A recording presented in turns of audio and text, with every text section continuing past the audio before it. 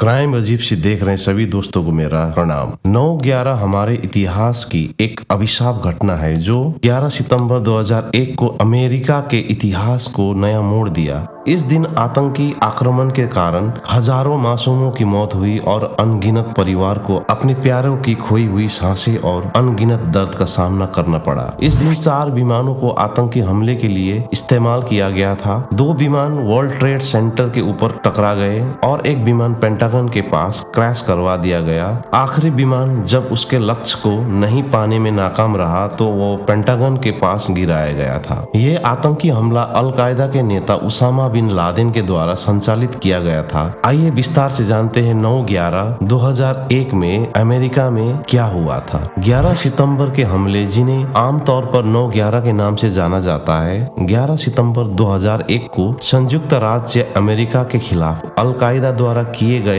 आत्मघाती आतंकवादी हमले थे। उस सुबह 19 आतंकवादियों ने यात्रा के लिए निर्धारित 4 कमर्शियल विमानों का अपहरण कर लिया था। पूर्वी तट से कैलिफोर्निया तक अपहर्ताओं ने पहले 2 विमानों को न्यूयॉर्क शहर में वर्ल्ड ट्रेड सेंटर के ट्विन टावर्स में दुर्घटनाग्रस्त करवा दिया था, जो उस समय दुनिया की 5 सबसे ऊंची इमारतों में से 2 थे। और एक हमले में अगली 2 उड़ानों को वाशिंगटन डीसी में या उसके निकट लक्ष्य और लक्षित किया गया था। तीसरी टीम वर्जीनिया के अर्लिगटन काउंटी में अमेरिकी रक्षा विभाग के मुख्यालय पेंटागन पर हमला करने में सफल रही, जबकि चौथा विमान एक यात्री विद्रोह के दौरान ग्रामीण पेंसिल्वेनिया में दुर्घटनाग्रस्त हो गया था। 11 सितंबर के हमले में 2977 लोग मारे गए थे, जिसमें यह इतिहास का सबसे घातक आतंकवादी हमला बन गया था। इसने आतंक के खिलाफ कई दशकों के वैश्विक युद्ध को उकसाया था, जो अफगानिस्तान, इराक और अन्य जगहों पर लड़ा गया।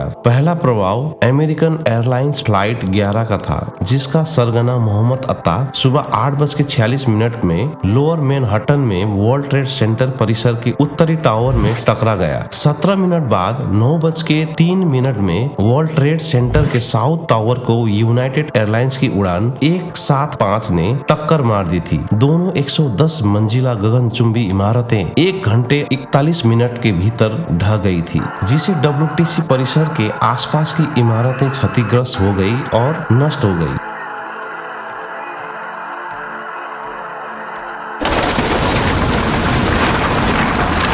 तीसरी उड़ान अमेरिकन एयरलाइंस की उड़ान 77 सुबह 9:37 में पेंटागन में दुर्घटनाग्रस्त हो गई, जिससे विमान आंशिक रूप से ध्वस्त हो गया। चौथी और अंतिम उड़ान यूनाइटेड एयरलाइंस फ्लाइट 93 ने राजधानी की दिशा में उड़ान भरी। पिछले हमलों से सतर्क होकर यात्रियों ने नियंत्रण के लिए संघर्ष किया, जिससे अपहर्ताओं को सुबह 10:03 में विमान को सैंक्सविले के पास स्टोनी क्रीक टाउनशिप क्षेत्र में गिराने के लिए मजबूर होना पड़ा। जांचकर्ताओं ने निर्धारित किया कि फ्लाइट 93 का लक्ष्य या तो यूनाइटेड स्टेट्स कैपिटल या व्हाइट हाउस था। उस शाम सेंट्रल इंटेलिजेंस एजेंसी ने राष्ट्रपति जॉर्ज डब्ल्यू बुश को सूचित किया कि उसके आतंकवाद विरोधी केंद्र ने हमलों की पहचान ओसामा बिन लादेन के नेतृत्व में अलकायदा के काम के रूप में की है। संयुक्त राज्य अमेरिका ने औपचारिक रूप से आतंक के खिलाफ युद्ध शुरू करके और तालिबान को खत्म करने के लिए अफगानिस्तान पर हमला करके जवाब दिया, जिसने अलकायदा को अफगानिस्तान से बाहर निकालने और उसके नेताओं के प्रत्यर्पण के लिए अमेरिकी शर्तों को खारिज कर दिया। अमेरिका द्वारा उत्तरी अटलांटिक यानी